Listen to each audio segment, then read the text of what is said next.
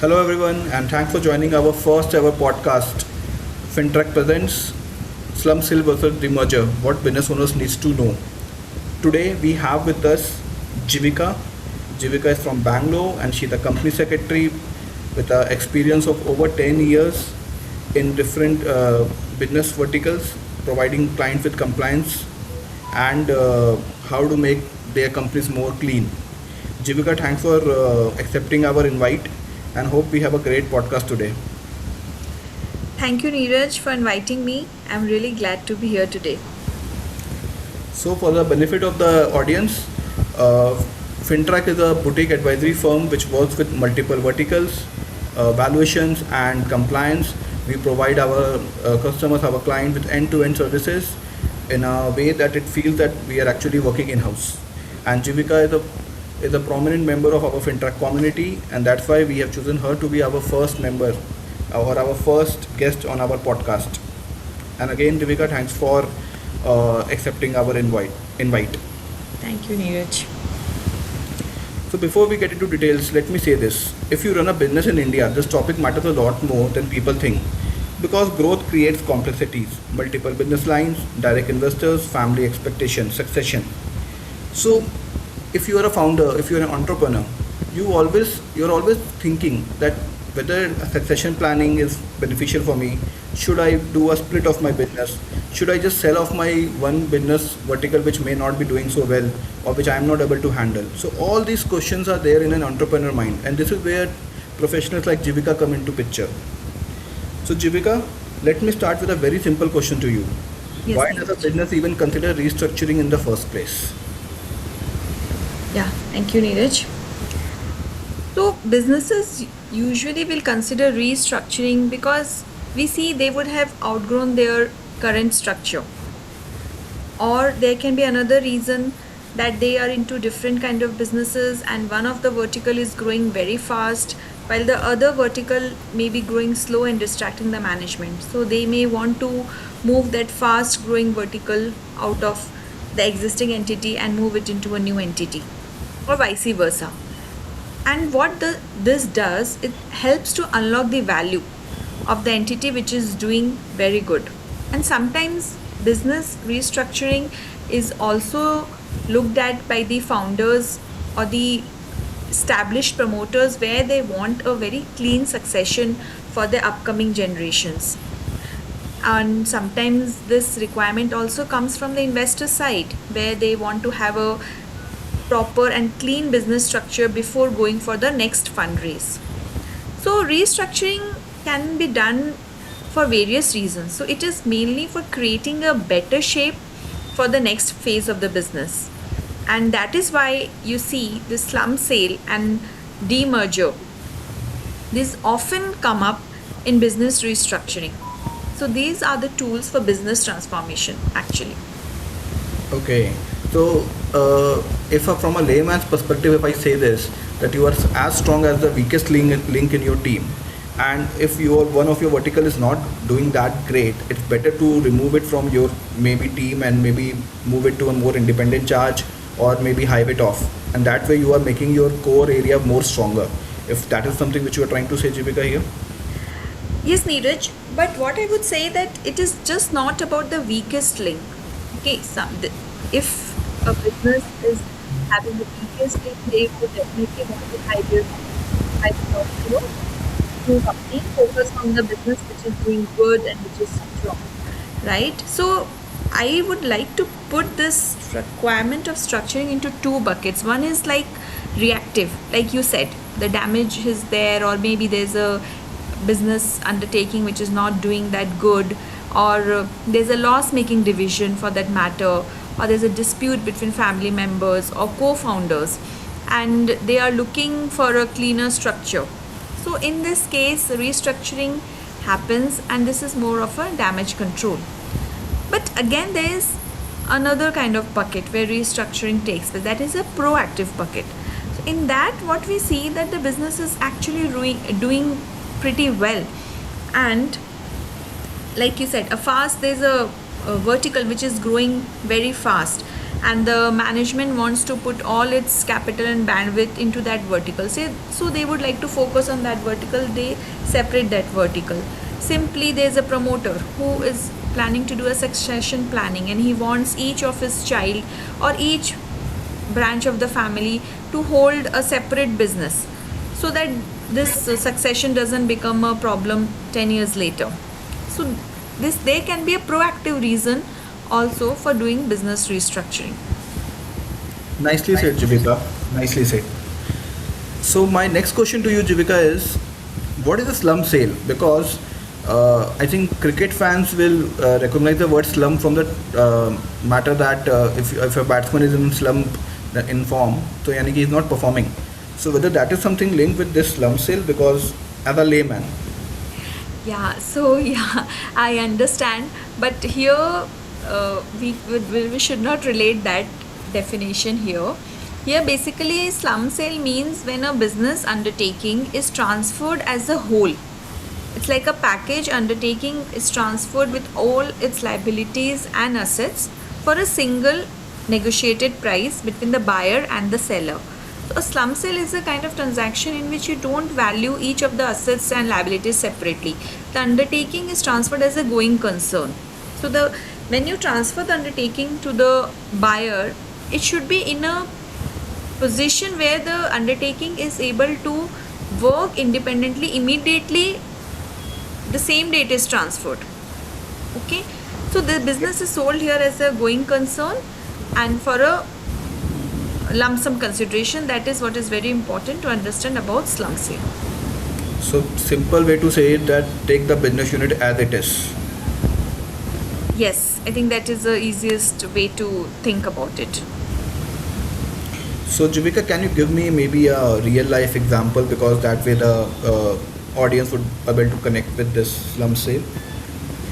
Yeah, okay. So since we are from Bangalore city, let's take an example about business which is into software. So there's a company, suppose, which is two divisions: software services division and a hardware distribution division.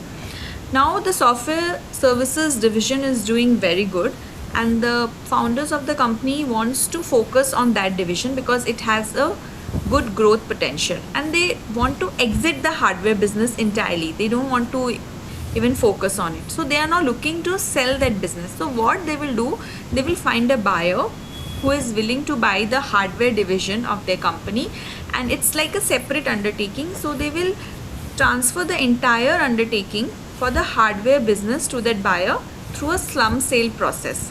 So the buyer now comes into the picture. He takes over that hardware business like a block, and he pays a lump sum consideration to the existing founders.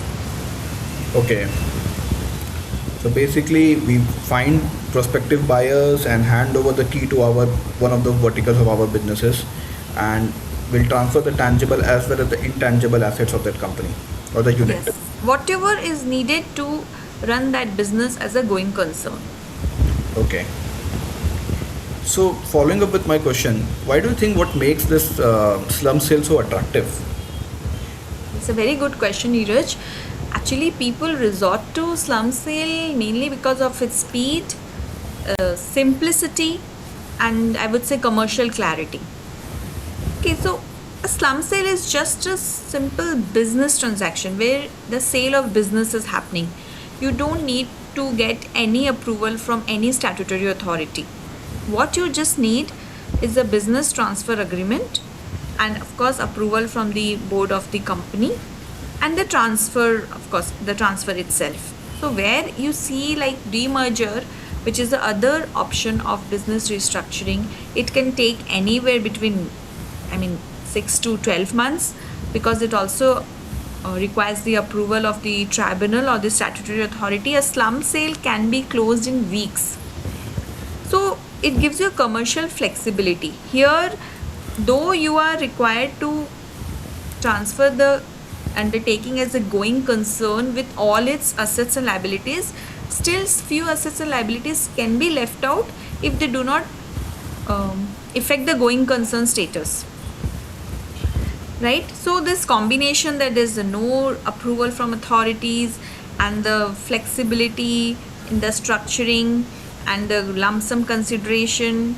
So this makes slum sale a very attractive option. However, there is one more aspect, that is about tax, which we should look into before deciding the most appropriate option. Okay. So Jivika, if it is so simple, then why do we need professionals like you? And like, can't we just? It's like signing one document and walking away. जैसे आओ वो बस उठा के ले जाओ. Why do we need so much No, तामझाम, no, so much talk? Neeraj, not at all. When I say simple, the process is simple, but in the process we need to have a proper business transfer agreement drafted and executed. So that is really very important, that the commercial intent of both the buyers and sellers should be properly documented in that agreement. Otherwise it may lead to future disputes. So that's where you need a professional. Now again, transfer of assets and liabilities, right? If there are movable assets, it can be transferred by way of delivery, but if there are immovable assets involved, then again you need to execute separate conveyance documents for the same. Now, as I told you earlier, in these transactions we have to also look at stamp duty implications, GST implications, tax implications. So to look at the transaction holistically and give the advice, you definitely need a professional. Okay, coming from a professional mouth, I have to accept this. But you said about tax side is very important. So coming to the most important question, I think, because everybody is afraid of the tax man, uh, what happens on the tax side of this in a slum sale? Okay, so slum sale is a taxable event. In the slum sale, what happens? Capital gains are computed. So there is a lump sum consideration which the buyer is paying to the seller, and then there is this undertaking which is being taken over. So first the undertaking net worth is computed, and then that is reduced from the consideration price, and then whatever is left is the capital gains for the seller, and on that capital gains, on that amount he has to pay the capital gains tax. So in the structuring of slum sale, as I said, we have to also understand the implication of the tax outflow. Okay. So there's a kahavat in Hindi, kala achhar bhais barabar. So can you just put this in a plain English for me, or Hindi also? Yeah, Neeraj. Sure. So see, you are selling something, right? And if you are making profit out of it, so the tax authorities really want to know how much profit you have made out of it, and if you have made out of profit, they will come to take their share from it, right? So that is what is required to be calculated here, the profit which the seller is making out of this transaction, and out of this gain, the profit, he has to pay certain tax to the tax authorities.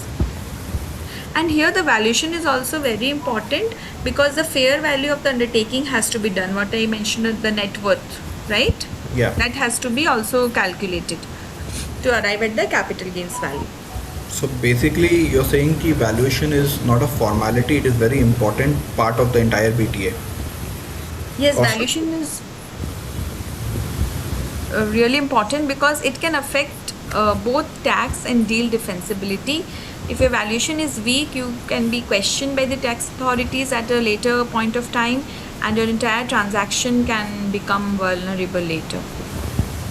Okay, so to all those entrepreneurs who are looking for a slum sale, make sure that your valuation is on a strong foot, and get involved with experts like Jivika for their valuation, for your valuation. So Jivika, I think we covered the slum sale part. Now coming to the main another aspect of this transaction is demerger. So just Yeah. purely from a layman terms, what do you think? What is a demerger? It sounds very complicated. Yeah, I know.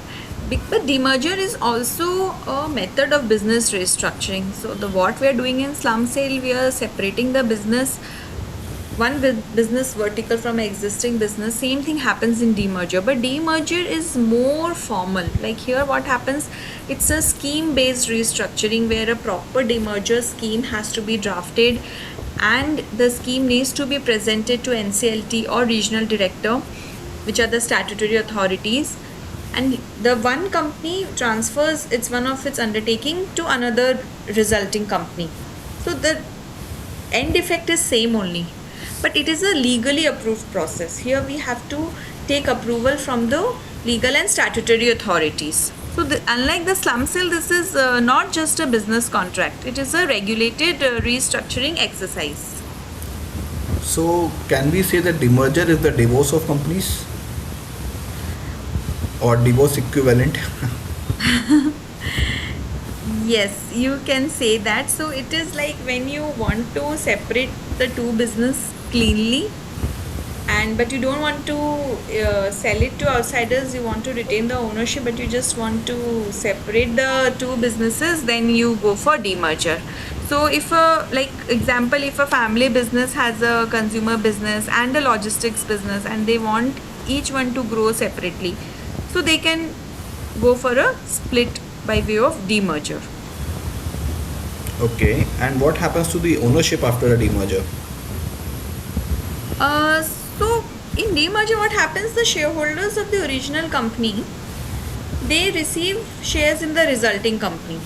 So the shareholders usually remain the same, and as per law, after demerger, minimum 3/4 of the shareholder in value of the original company should also be the shareholders of the resulting company. So basically, the value gets split in a demerger, but the ownership remains. So this is one of the biggest difference from slum sale. In slum sale, usually what can happen is you can sell the business undertaking to a entirely different person, a third party.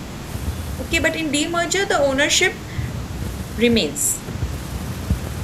And okay, so this is one of the biggest difference I think between slum sale and demerger. Yes. And what are the approval processes? Like you were Yes. saying that approvals are going to be there. Yeah, Neeraj, when you said that, I was coming to that. Like one other difference is approval. In demerger, we need in slum sale also we need shareholders approval, but here we need creditors approval also. We need NCLT or the approval or the regional director, and in case of listed companies, SEBI may also be involved. So because of all these approvals which are required from different statutory authorities, the process of demerger takes longer time as compared to a slum sale. That's why I said for a slum sale, the main benefit is the speed. If any business owner wants to hive off its business entity at quickly, he wants to do it in the next 1 or 2 months, then slum sale is the way to go. Okay. And one more thing, Neeraj, in demerger, if the one more benefit of demerger, it is a tax neutral transaction. Basically, there are certain conditions which have been prescribed under the Income Tax Act. If the entity, while in the process of demerger, is able to satisfy all those conditions, then basically there will not be any tax impact for this transaction. Like in the slum sale, we understood, right? Capital gains will arise and we have to pay tax on that capital gains. But here it can be a tax neutral transaction. So this is the only point which I really like about the entire conversation. That tax neutral point. That is, I think, something which everybody will connect with. So yeah, if demerger, that is the case, I think demerger is a very lucrative or a beneficial transaction for people. Right, Neeraj. Right. But obviously, like you have rightly put in, there, it's a conditional tax neutrality, right? Yes. So those conditions need to be satisfied. If the conditions as prescribed under the Income Tax Act are satisfied, then there will be no capital gains implications, and even the shareholders who are receiving the shares of the new company, they will also not be taxed. So from the taxation viewpoint, it's a very good option, but we need to consider the time involved. Okay, so if I want to summarize this valuation part of in the two transactions, in slum sale valuation supports tax computation, while in demerger valuation supports the actual ownership division. So if I, as a layman, if I want to put it, I think the role of valuation, while it is important in both the segments, it is more important in demerger because ultimately it's all about ownership, right? Yes, yes, because in demerger you need to get the valuation done to determine the share swap ratio. That means how many shares of the new resulting entity will be given to the existing shareholders against their shares in the original company. And here even minority shareholders are also involved, right? So we have to make sure that the valuation is very, like, it's fair, transparent, and defensible. Otherwise, this can again be a cause of concern. Okay. So Jivika, like now I think we should switch to a more practical point of view. And for those audiences who are listening to our podcast and entrepreneurs who are looking for these type of transactions, if I am a business owner, how do I decide which is more beneficial for me? Like if I come to you and ask whether I should go for a slump sale or a demerger, so how do you take it forward? Okay, Neeraj. So, see, the answer to your question is not that simple. There are a lot of factors as an advisor which we would look into. Okay, we have to look at it from all angles, from taxation angles, from stamp duty angles, from like the speed angle. So there are a lot of angles to it. But since you're asking, I will be asking 4 questions before even starting on this advisory path. First is, I would ask the person whether you are selling or separating. If you want to exit a business line or you want to totally come out of it and transfer it to a third party, then slum sale is better. But if you want to retain ownership of the business and but you just want to separate the business, then demerger makes more sense. Now my second question would be, how fast do you need to get this done?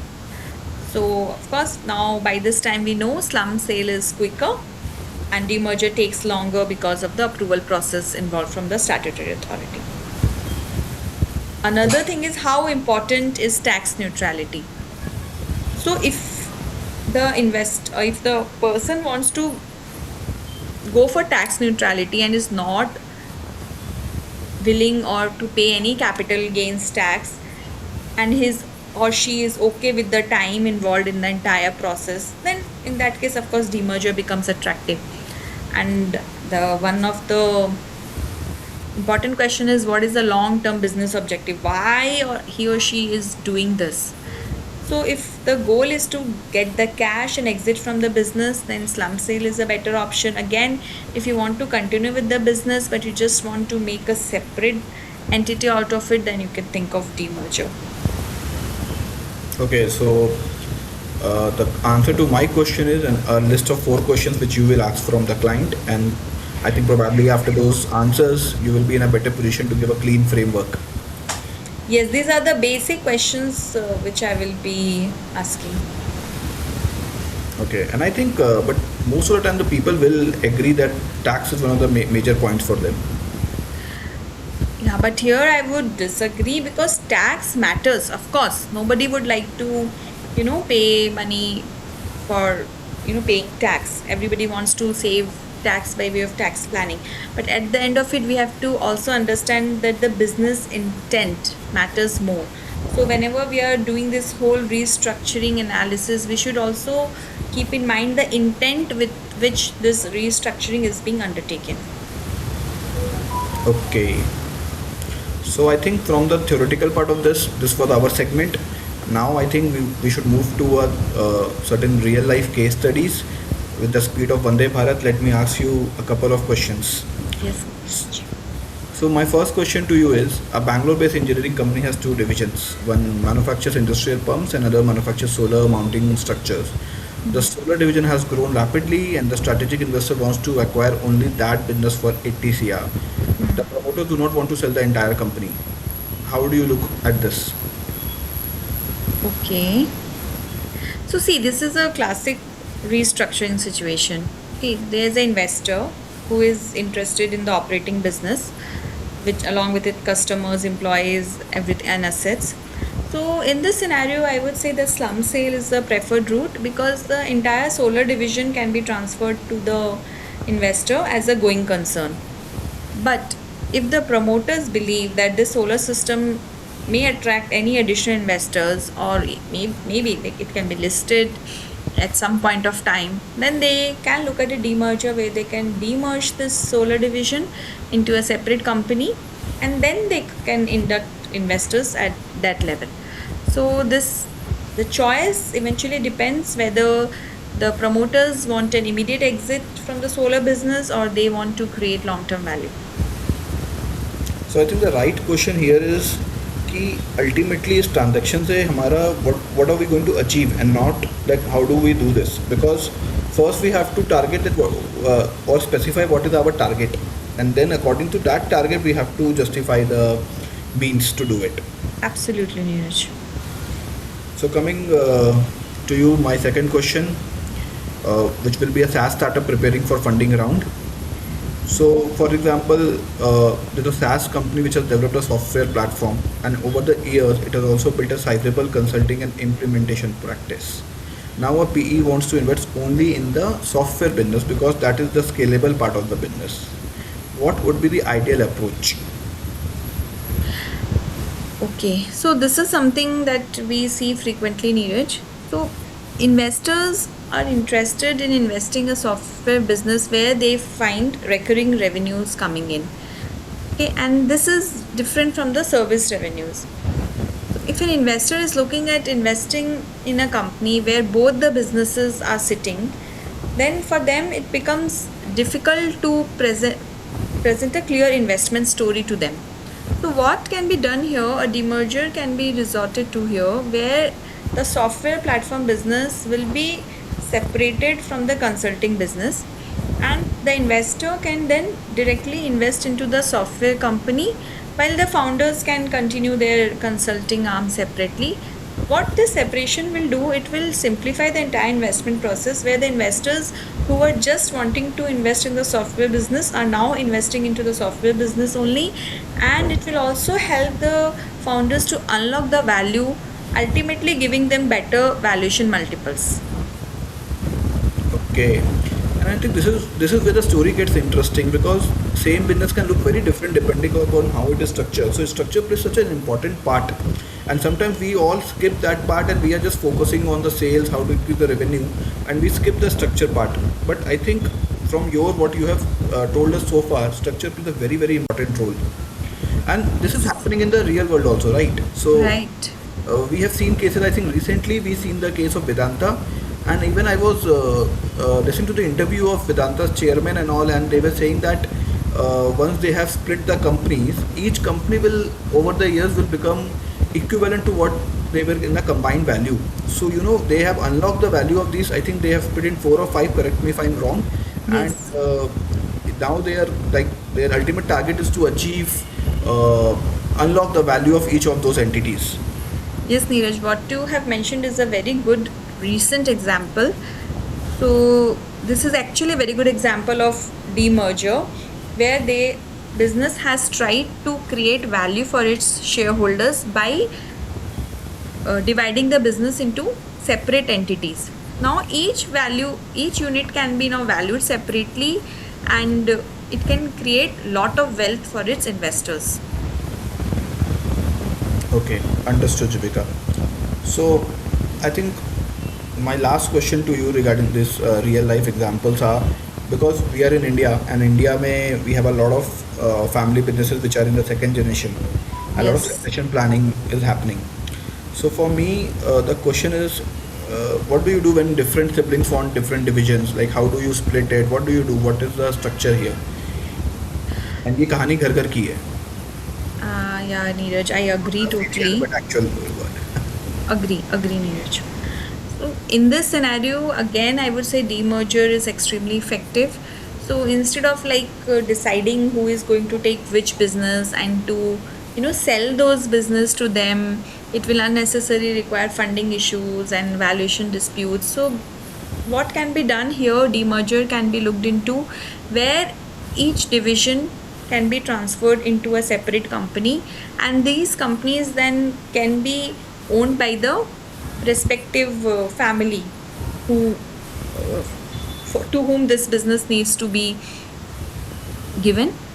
And after this demerger, they can manage the entities independently, and the ownership structure also becomes very clear, so that no future disputes arises between the siblings.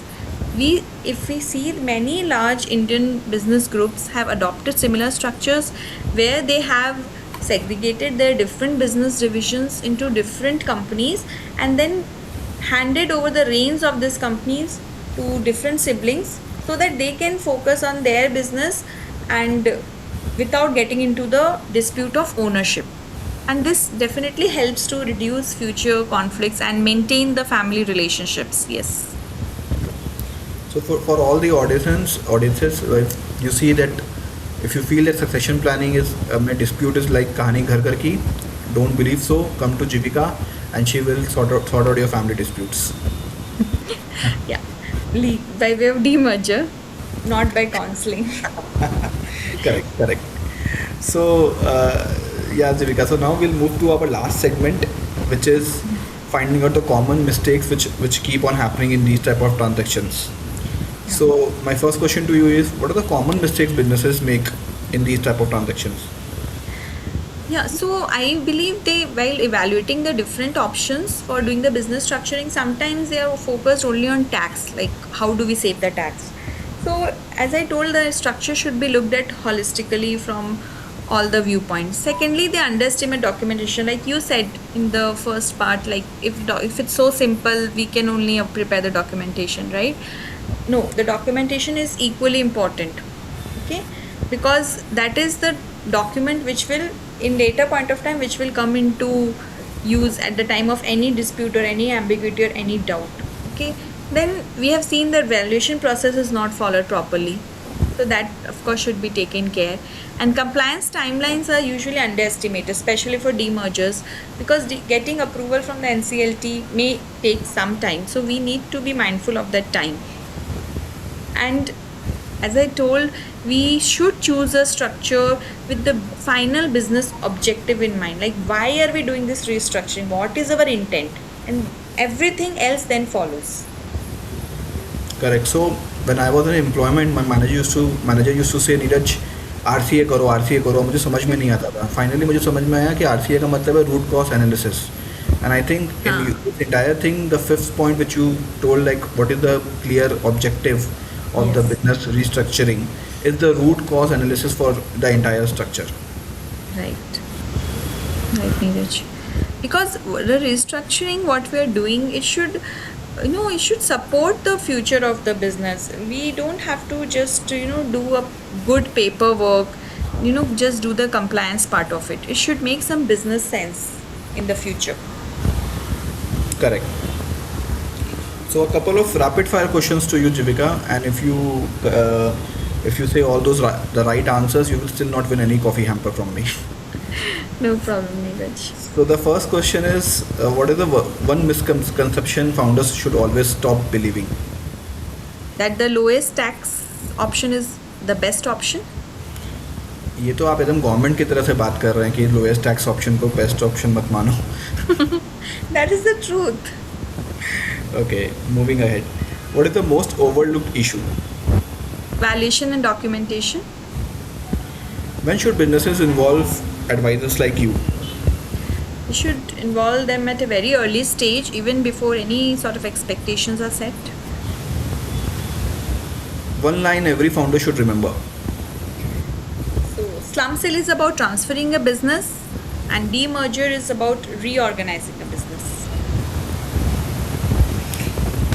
That's a great place for us to end. I think हमने काफ़ी areas को cover किया, काफ़ी topics को cover किया, काफ़ी points clarify किए जीविका आपने. For the benefit of the audience, अगर मैं इसे समराइज करूँ तो a slump sale is the direct transfer of a business undertaking for a lump sum. It is often faster, more commercial and better for exit solutions, but it can create certain tax liability.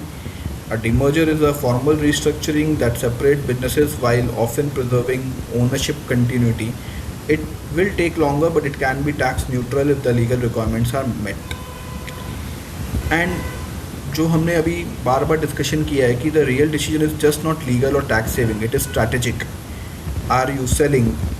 Are you separating? Are you unlocking value? Are you preparing it for the investors? Are you planning for succession? These are the real questions, and not that how much tax we will save or how much time it will take, because these are all taxation and time taking is just the process part of that execution part of the thing. But until unless our structure is not ready or our outline is not ready, we cannot go to the process part. And that is the real thing. These are the real questions. And Jivika, once again, thank you for accepting our invite. What you have clarified in these answers have been really, really incredible, useful for at least for me. I don't know about the audiences, but I will definitely try to take some feedback from them also. Neeraj, thank you so much. You actually summarized the entire podcast very nicely. And as always, I'm really happy to be here. Thank you, Chivika, and for all those people listening. Before choosing a structure, start with the business outcome and what you actually want. So actually, you have to start from the end and then I think go back to the process, because the right structure creates clarity, the wrong one creates friction, and we all know what happens if there's any friction in these type of structure. So until the next time, uh, do hear this podcast. Share your comments with us. We are there in YouTube. Search Fintrac Advisors in YouTube. Visit our website www.fintracadvisors.com, and also we are in LinkedIn. So just try to reach out to us anywhere, and we will always be happy to get back to you. Thank you all. Thank you, and until the next time we meet again. Thank you. Thank you, everyone.